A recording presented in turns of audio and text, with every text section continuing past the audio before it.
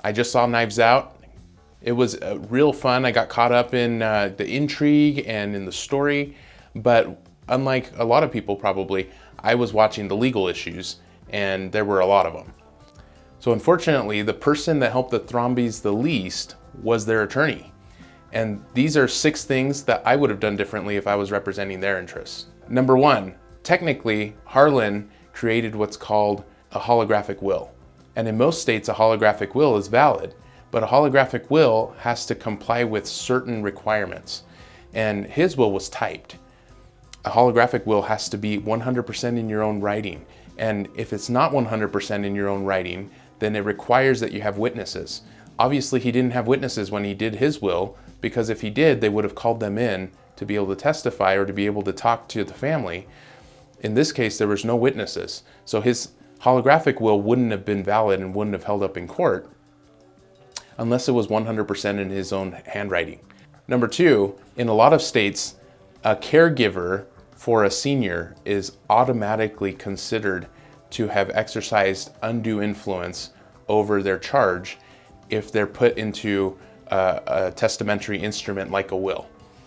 In this case, the state of Massachusetts might not have had an interest in going after Marta as a caregiver to invalidate the will, but a lot of times it's very persuasive evidence that if a caregiver was actually put into a testamentary instrument to receive something from the estate, that by virtue of them being a caregiver, that they were automatically exercising undue influence over the person that they were caring for, because it's very unusual that the person that's being cared for would do that unless somebody was persuading them to.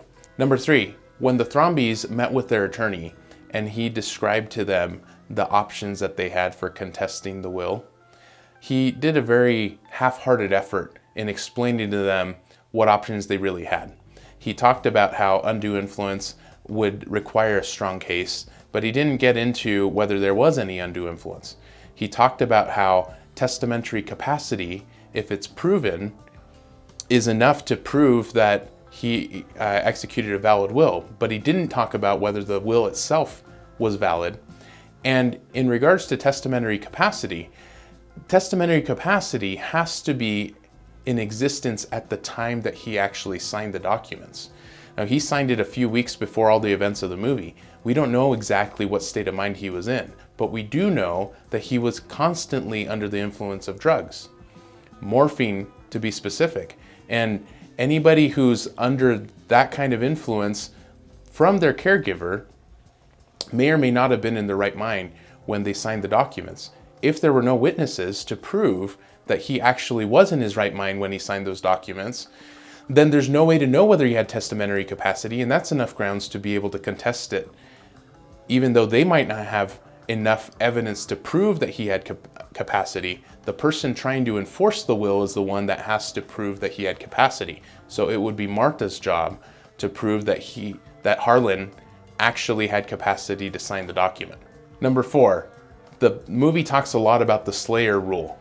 And the Slayer rule is just shorthand for saying that anybody who was involved in the killing of an individual would basically be treated as though they had predeceased that person for purposes of receiving anything under a will or another testamentary instrument. In this case, the Slayer rule would come into effect if Marta in fact had killed Harlan.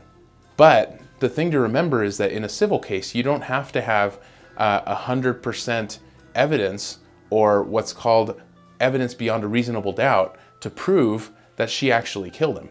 You just have to have a preponderance of evidence in a civil case to prove that somehow she was involved in the killing. And so if they could prove that she was in fact responsible for his death, which she was, even though he did it voluntarily, he did it with the understanding that he was going to die. And that's enough both to allege either duress, that she had put pressure on him to kill himself, or that's enough to prove that she had taken the actions necessary to cause his death. And if they can win a civil suit against her, then she would lose her interest under the will via the Slayer rule. 5, elder abuse. I love that line, "Oh, elder abuse, call AARP." AARP is not who you would call, by the way. But Elder abuse is something that could definitely be alleged here, and there's a whole department of the state that would investigate. Because she was a caregiver and she had direct access to Harlan, the rest of the family wasn't there regularly. Whether or not they knew for sure if there was elder abuse, it's something that would be treated very seriously if it were reported.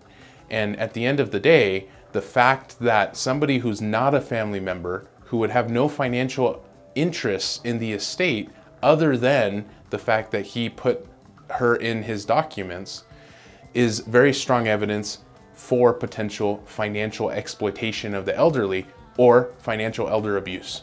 Number 6, the last point I'll make for the Thromby case. Just because the Thrombys don't receive everything under the will doesn't mean that they don't have a path to be able to acquire some of the value from the estate.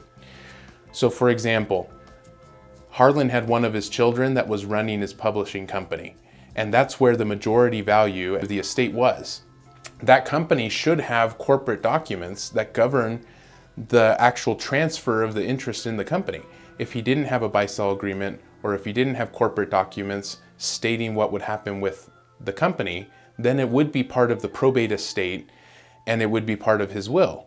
However, if the company did have those documents, then those documents would control how things would be distributed rather than Harlan's will. And in this case, it was pretty obvious that Harlan wasn't running the day-to-day management of the company. So somehow his son had already been empowered to be able to have control over the company. Second, the house, because it was titled in Harlan's name, would have been a probatable asset. But just because it's part of the probate doesn't necessarily mean that a person named in the will is going to get everything. There are certain amounts that are part of an estate that are reserved for the family, and unless Martha could prove that everything under the will needed to come to her, but she would have to prove that in a probate court of law, because just having a will isn't enough to avoid probate, the Thrombys would have had a very good case to be able to contest everything. And in the meantime, while Martha was trying to administer the estate and get control of the assets, they would have been paying attorneys to represent them. Martha didn't have any access to capital or to assets to pay for her own attorney, so it's unlikely that she would have carried through the probate to its end and been able to be successful the way that the movie portrayed it. Thanks for watching. Make sure to check out part 2, where we analyze what we would have done if we were representing Martha's case in Knives Out.